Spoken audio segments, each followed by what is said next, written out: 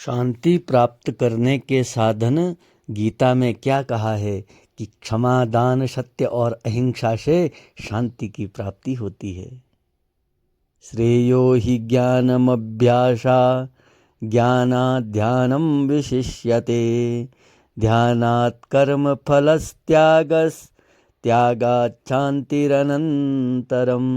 अभ्यास से ज्ञान श्रेष्ठ है, ज्ञान से ध्यान श्रेष्ठ है और ध्यान से भी कर्म फल का त्याग श्रेष्ठ है और त्याग से तत्काल शांति प्राप्त होती है। युक्तः कर्म फलम त्यक्त्वा शांतिमाप्नोति नैष्ठिकीम्।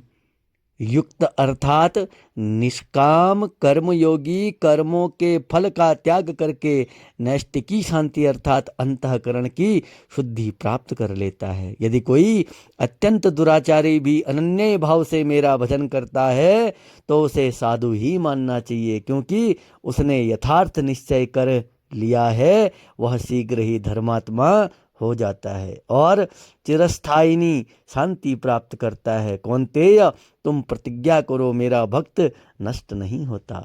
क्षिप्रम भवति धर्मात्मा शाश्वत शांति निगच्छति ही। क्योंकि ज्ञान से श्रद्धावान लभते ज्ञानम तत्परः संयतेन्द्रियः ज्ञानम लब्ध्वा परो शांति मचिरेणाधिगच्छति। श्रद्धावान, तत्पर और संयमी पुरुष ज्ञान प्राप्त कर सकता है तथा ज्ञान प्राप्त करके तत्काल ही शांति प्राप्त कर लेता है।